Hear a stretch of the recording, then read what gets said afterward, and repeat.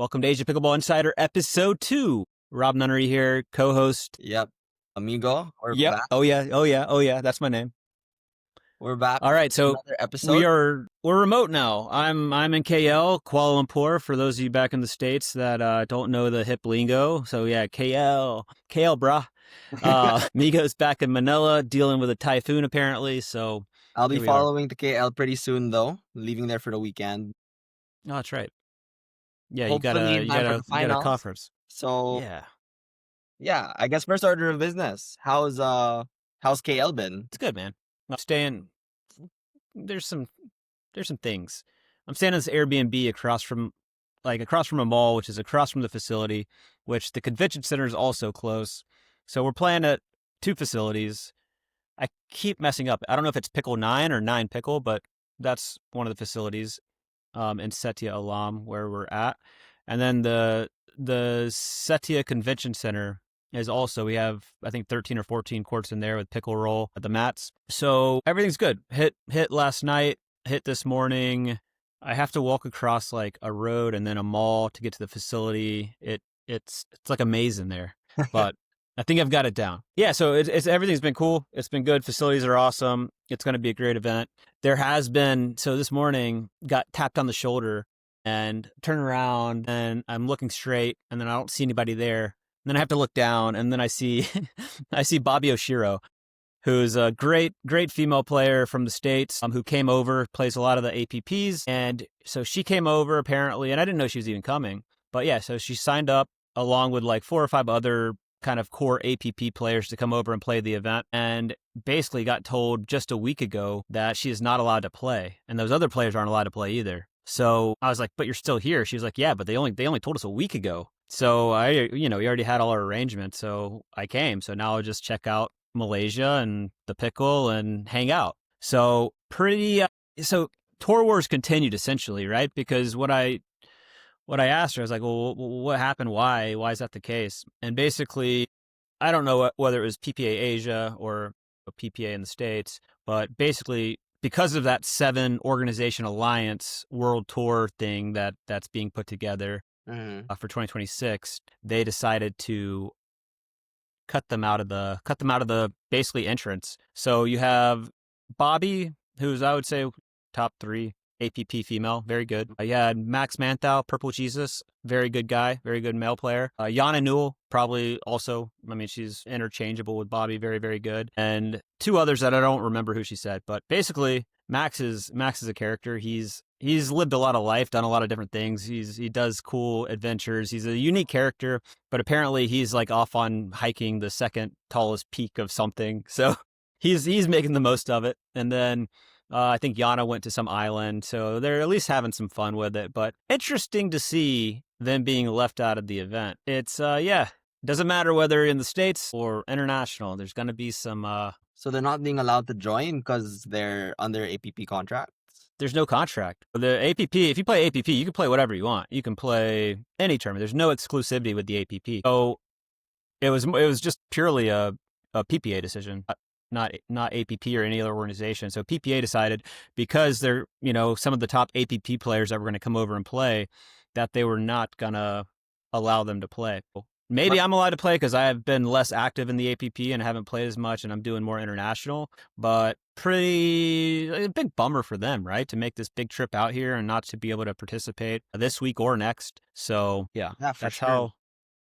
So Asia's getting a little taste of the USA Tour Wars in action. But yeah, which actually I wanted to ask you about that. So you competed already in a few Asian tournaments here, and of course you've competed a ton in the States. So what would you say is like the biggest differentiating factor between an Asian tournament, an American tournament, and what more or less stays the same? So Tour Wars. Yeah. Asia, I've played less tournaments. I've done a ton in India. I've played a bunch of events in India, a bunch of events in Europe.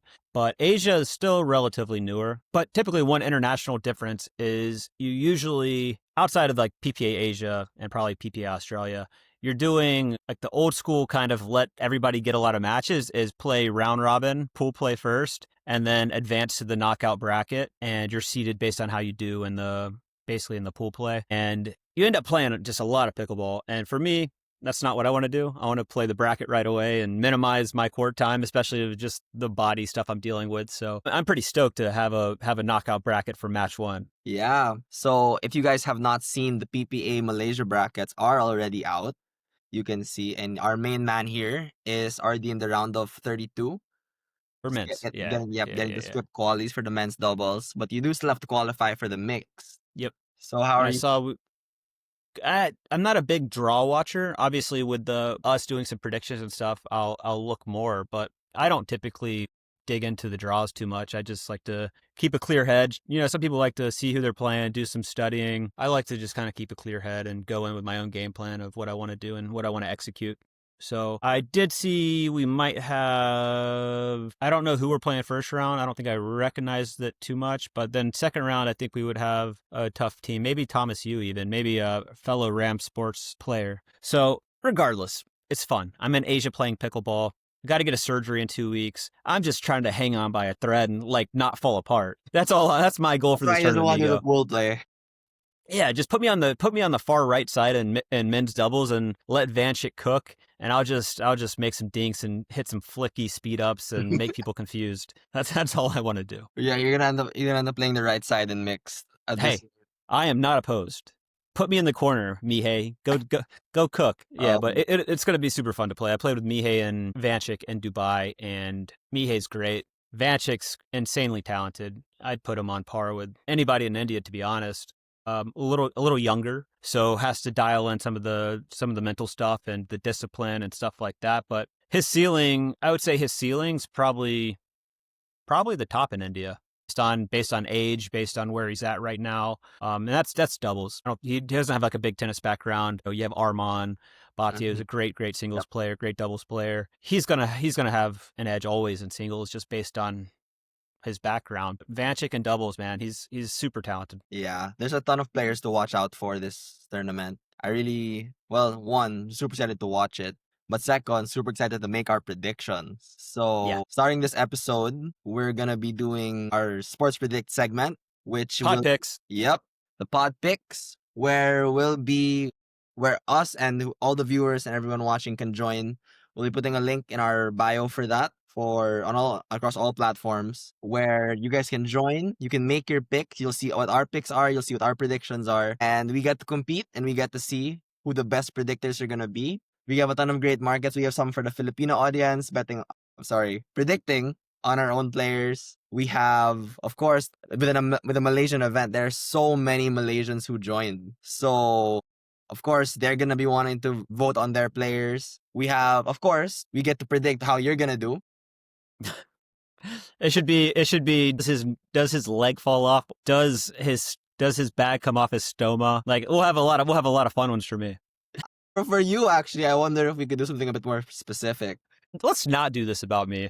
I'm here to predict other people. I'm just trying to survive. I'm living. But yeah, it's going to be super fun. So the cool thing about this, as Migo was saying, is we'll have different markets for all the different countries. Essentially, it'll all be under the same lobby, but you'll be able to, go through and pick and predict based on what you find interesting, where you see basically the odds in your favor based on what it looks like. And the way it's going to work is you have a buy or sell basically, and then there's a percentage that you buy or sell against. So it would be, for example, if I'm playing singles against Migo, buy would be like, 99% to Rob. So Hmm. basically, if you click buy, you believe that that's going to happen. So you believe Yeah, I'm going to win, and because it's 99, you would only get 1 point. If it was more evenly matched, let's say I'm a 60% buy because I'm favored a little bit, then you predict 60, you buy it, and then you would get 40. So you'd get 40 points for that. yeah, So if you think Migo is going to upset me, you would click sell, and then you would get 60 if that actually came true. yeah. And I think the cool thing with Sports Predict also that they do is that those percentages update throughout as more people put in their votes. So it could start the day at 50-50, but then you see it's a bit like stocks. You see the The market market's moving. go a certain direction. You're like, okay, do I agree with them? Then you can go for the small upside by agreeing with the majority, or you could take the bigger risk and bet against what everyone's betting on. And it's gonna be fun to see. We'll see if the majority will win out, or if there will be upsets for sure. I think Your mom's gonna win again. she already told me she's gonna join. I'm scared. I love it. Well, that's the thing. Is also it's like I don't know how deep we're gonna go into the qualies. Obviously, there's a ton of matches, a ton of teams, a ton of players, and pretty obscure, pretty hard to make odds on, if I'm being honest. So we'll see how that plays out. But I think obviously, the further you get into the tournament with more established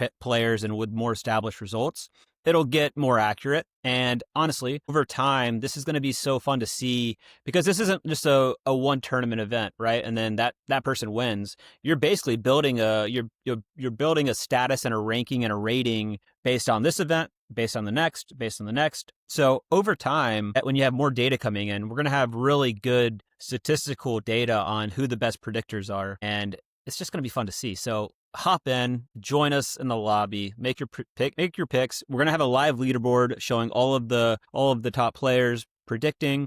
We're going to have prizes for day 1, day 2, day 3, day 4, day 5, and then we're going to have a prize for the overall winner of the event as well. Yeah, and just so everyone understands, Sports Predict, the reason why we love this platform as well is also that it gives you all the fun without any of the gambling. It's not a gambling site. There is no money. It is purely for the love of the game, purely for the fun of it. So anyone can join. Probably gonna make my youngest brother join. He's 10, and for all I know, he's gonna beat me. So we will. Very possible.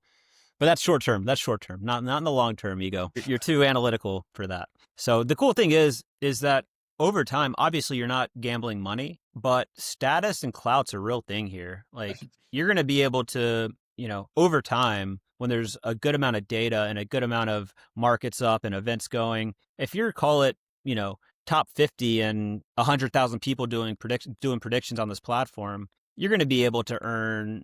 You'll be able to earn like sponsorship money for that. People are going to come to you. You could be hired as a coach. You could be hired as an analyst. You could there will be value coming out of being a great predictor.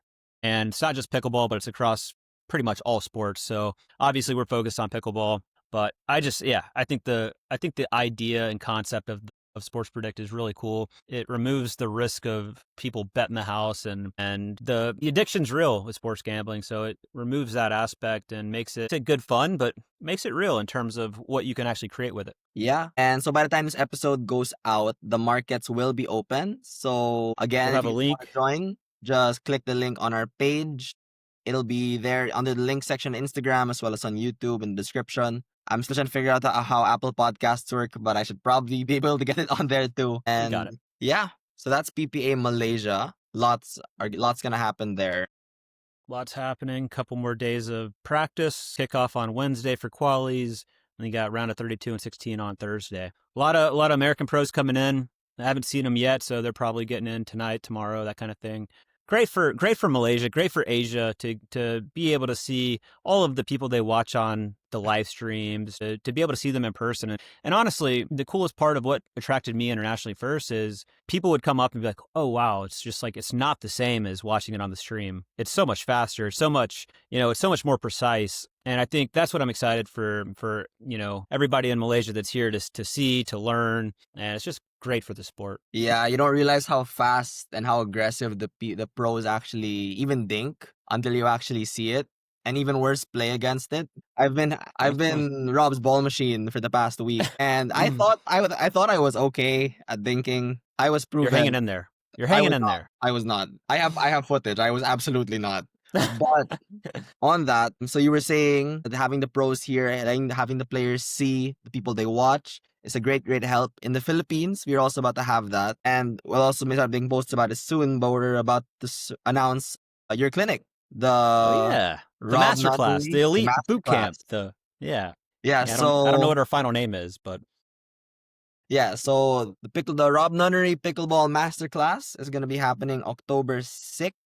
It's a whole day event, and we'll be posting more details on that soon. So if you're in the Philippines and you want to join, you want a full day masterclass from the man himself, you guys can join that. And just really quick, for the people that may be listening that they want to join, what will they be getting from a clinic with you? Full day with me. What a treat. Let's just no, it'll be great. We're gonna basically go through strategy, technique, drills in the morning. We're going to have a lunch. We're going to have video breakdown. We're going to, be in a boardroom talking about watching matches, watching their own play, breaking it down. Honestly, man, that's like the biggest advantage.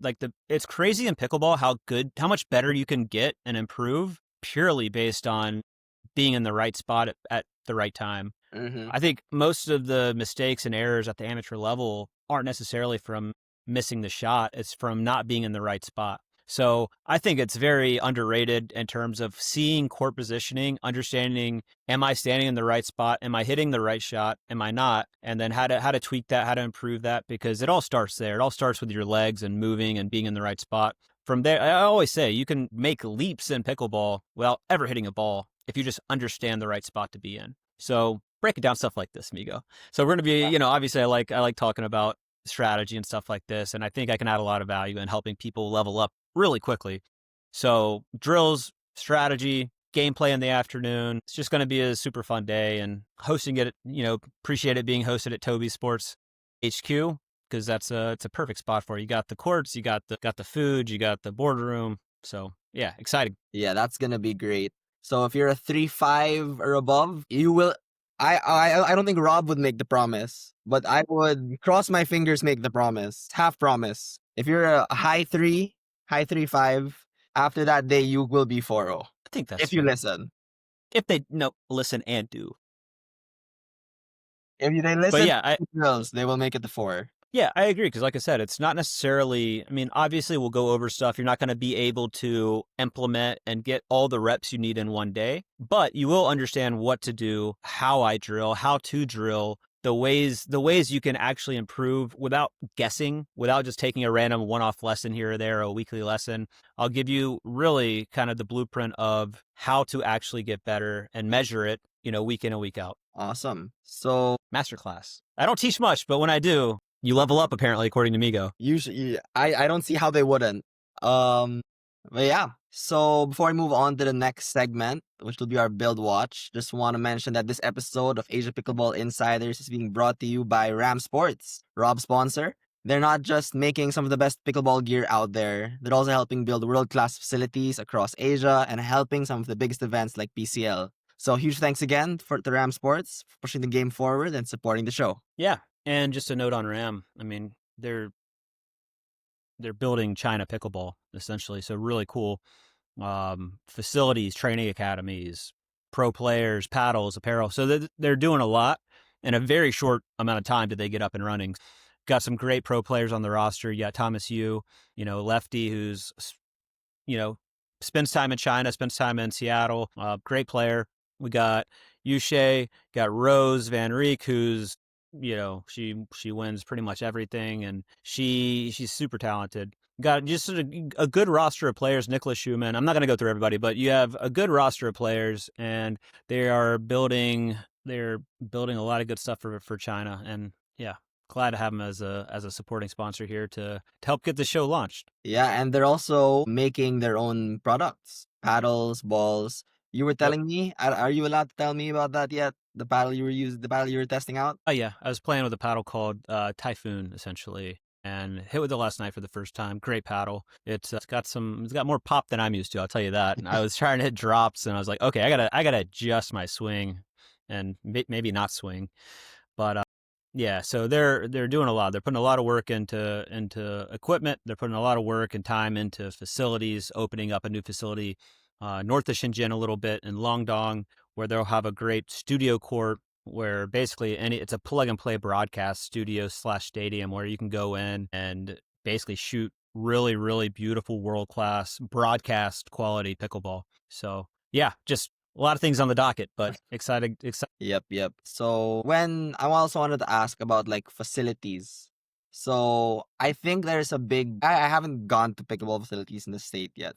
I'm hoping to visit the next time I go. But what would you say is like the biggest difference between a U.S. facility and an Asian facility? Air conditioning. Well, you guys don't need it. We do. Absolutely do. In the States? It's yeah. Summertime, pretty much anywhere in the States, summertime, you're gonna need it. And honestly, it's built into life as well, right? It's like default is AC. You don't not have it. Like it's very rare that you wouldn't have AC. But yes, it is expensive even in the States, right? But out here, electricity is even, especially if you're on an island like the Philippines, it's very, very expensive. Electricity is. So you Oh, don't you meant typically AC run. here. No, I was talking about the States, but I was saying, I mean, Philippines too. Like it's very expensive, right? Nobody just leaves unless you're the mall. Nobody just runs AC all day typically, unless people are there all the time. So if you leave your condo apartment, you're turning it off. You get back, you're turning it on. So just very conscious of electricity use in other places. But yeah, there's not many places with AC where you play in Asia at this point. So that I think some of the build quality may be a little bit lower in terms of there's just less courts, right? And there's less reps. US has a ton of courts. They've really dialed it in. So I think court infrastructure is a big deal. You kind of just, this place that the Nine Pickle, it's a cool spot. And each court, the way he did it is like each court could actually seat like 100 people, like Wow. for fans. So it's like each court's a grandstand a little bit out, like it's covered. So no AC, but you don't have the direct sun. So really cool. Like it's just, you're also seeing some like innovation in respect to that, right? Just to like figuring out ways to make it comfortable, make it fan friendly, especially if you're hosting tournaments. So, Asia's on the come up. Yeah, that's nuts. Every court having 100 seats is, Well, well, 100 small people packed tightly together. the fact 100 courts have seating alone is wild. Yeah. And it's like right behind the court. So it's got like kind of blocks that you sit in right behind the court and it goes up a level or two. So it's like you can have basically three rows behind the court on each side. So it's like you're kind of viewing it from right behind. And then they also have like bucket seats along the sides. So yeah, I think that's right. I think it's about 100 people. So pretty cool though. Like I think more facilities should be built for viewership like that because it really attracts tournaments to come in and have it kind of plug and play. Yeah, I really think it's just a matter of time until Asia's able to get there.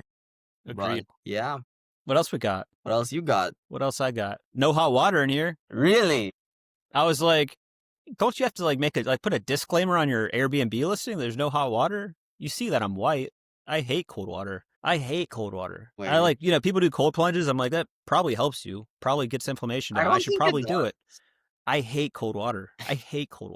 I'd rather do anything else. Anything. Oh my. But I'd otherwise so- argue about cold plunges. have you done it? Yes, but I actually read. I'm not sure. I'm pretty sure. I've heard the data that this doesn't actually do anything. It does build like mental toughness. Yeah. Obviously, like it's good for the discipline and doing like getting uncomfortable and doing things you don't want to do. But physically, it might not do that much. All right. That gives me an idea though for another thing we can talk about. Don't put me in cold water. We got a comment.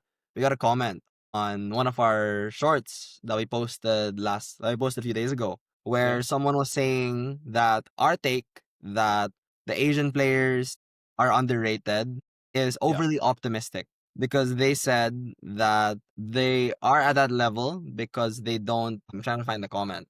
Have exposure to the top players. Yeah, exactly. Yeah. So if that is the case, is there something the Asian players need to do to get to that next level? Is there a wall? If that's the case, then doing things like we're doing in PPA Asia is going to solve that very quickly. So maybe the first few events where they're playing that level of competition, maybe they struggle there. But that is the exposure you need. You just have to be able to see it, play against it, understand it, practice against it, which is like why I like being out here, is because it does give people a better view of pro pickleball in the States, right? It is a different level in a sense because you don't see it all the time. Like the US is right now, that is the top pickleball in the world.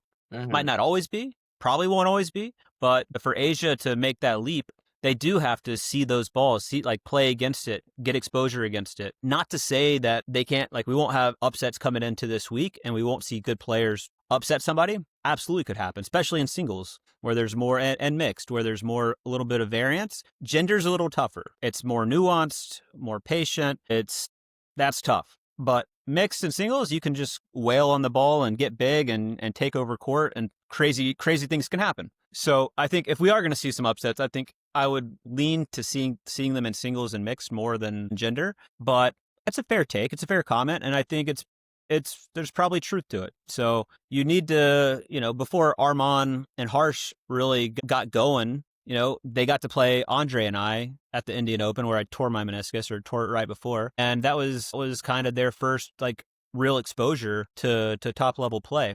And you've seen what they've done since. So they got that exposure, probably built some strong confidence like, oh, we can play with these guys. We can beat anybody.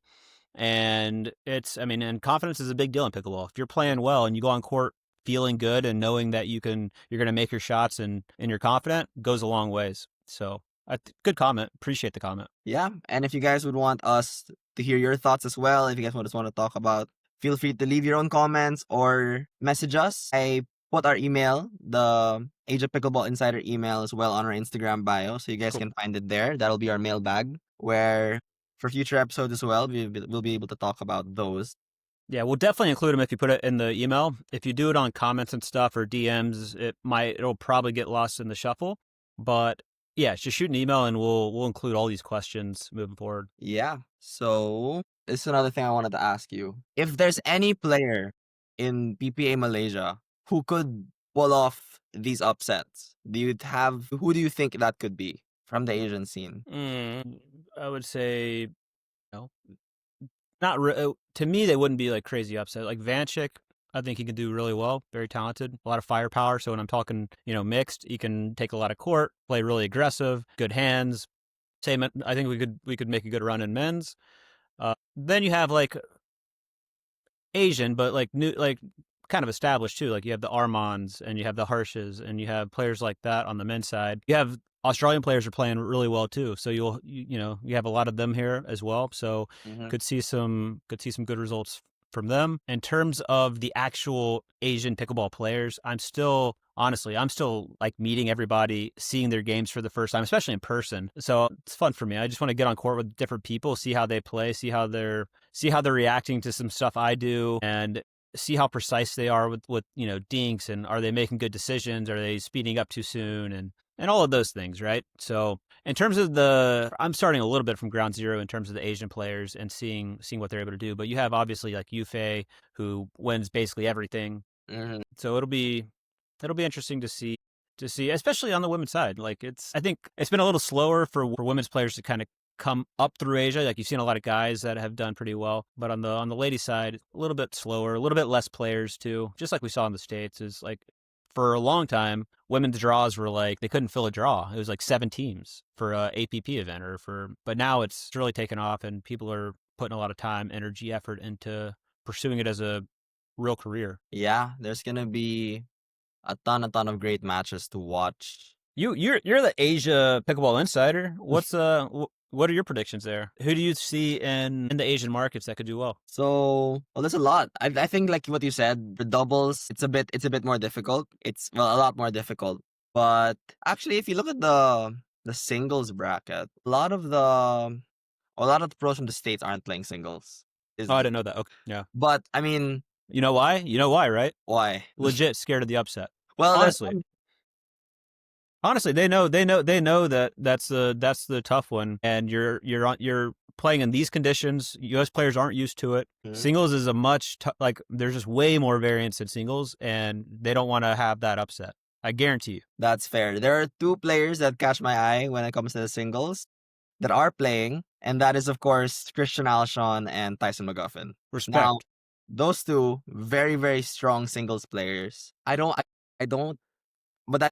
think that means that it's guaranteed they're gonna face each other in the finals. They are on opposite sides of the bracket, but there's still so many players that could come up that could challenge them.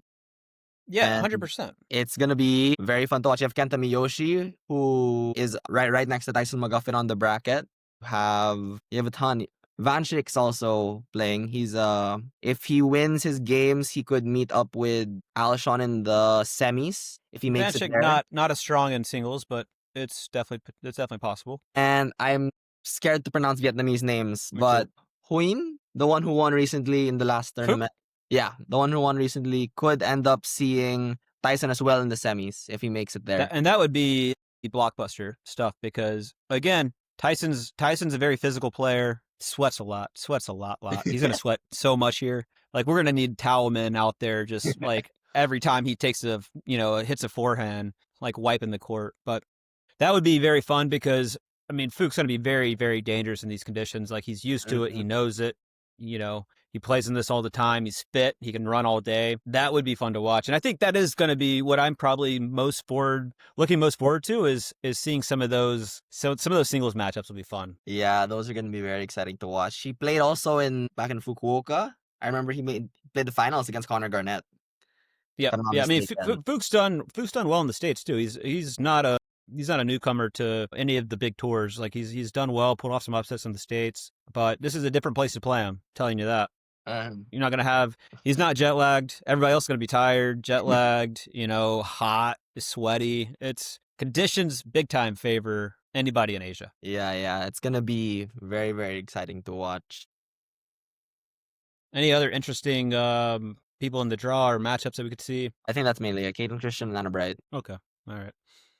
Well, happy to have them make the trip over because I mean, Yeah. again, not just for the men's side, but for the women's side, it's really good for the women over here to get that exposure and experience playing against them. One thing we don't lack in Asia is work ethic. Like players are hungry, players are willing to work, put in the time, and I think based on that, as they get more exposure, like they're going to get in this PPA, as they're going to get in Vietnam next week at PPA, you're going to really see the confidence grow. Hopefully, not just that, but you're going to see that they see that it's possible, right? So a big piece of this is that they might not believe or understand like how close they might actually be to being competitive on that stage. So this is just a really good litmus test of where everybody's at. Yeah. And also the cool pairings. You were mentioning Roos van Riek earlier. She's playing with Anna Bright in the women's doubles. That's going to Awesome, be, yeah. yeah, super, super cool for her. Super cool for the Asian scene in general.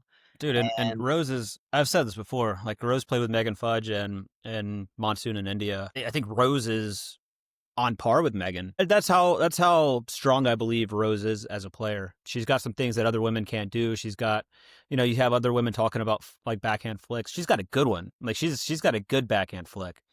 And yeah, I think Rose, people will get to know her very, very soon if they don't already. She already plays a ton in Australia, Asia, Europe. I think she's got a Dutch, I think she's definitely Dutch with that name, but she's Dutch. She, I think, spends time in Australia, New Zealand, has played in the States some, but she is somebody to watch out for sure. yeah.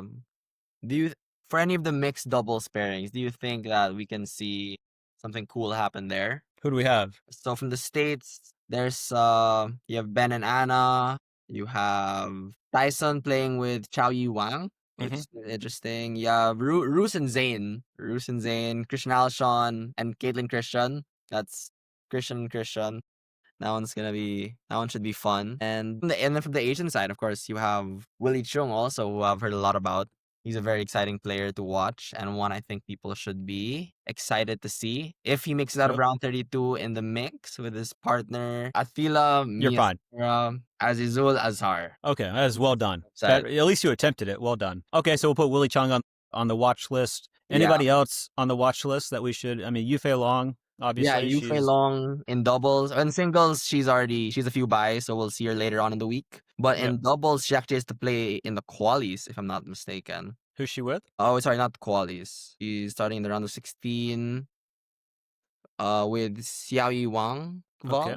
Yep. That's in women's, yeah. Yeah, this is in women's. Yep. Cool. So I mean, yeah, everybody tune in. It's gonna be a fun week. Make your picks on Pod Picks. Go to the lobby. We'll get the link. You click on the link, in the description and show notes, and we will see who's on top of the leaderboard. Probably not me. Hey, you might not be on top of that leaderboard, but hoping to see you on top of the PPA leaderboard after this. I'm hoping to be able to walk after this event. So that's my goal. No, but we're rooting for you. Thank you. It's gonna be And fun. Excited to report back. I'm gonna take some clips. I'm gonna hopefully chat with some of the Asian players, get some of their takes on what they feel they need to do to kind of take that next leap, and see if my assumptions are correct in terms of the exposure and where do they feel that their game stacks up right now against the top players in the States. So it'll be interesting. It'll be an interesting week, and look forward to giving the recap next week. yeah, so stay tuned. This is the episode for this week. We're going to be doing another one next week where we'll have all those interviews. We'll have a lot of B-roll to show and just Rob getting to talk about the tournament. But also in between then, we'll be posting shorts to update on the leaderboard, update how things are going. Rob will maybe be able to show us some things in Malaysia. And when I get there too, we're gonna be there during the finals. You're gonna watch. It's gonna be exciting. And yeah, that's about it for this week's episode of Asia Pickleball Insider. Thanks so much for Don't forget, subscribe, like, share. I always forget to do it, but I remember this time. So no, we're just starting. So we would appreciate any kind of love you could send. You could also just, if you hated it, you could say that too. I don't care, but any kind of feedback's good feedback. And yeah, our goal is to simply bring you what's happening in the Asian pickleball market and give you some insight, make some fun picks, have a good time. But Asia's exploding in pickleball, and we're glad to kind of give you the inside scoop on what's happening. See you next week. All right.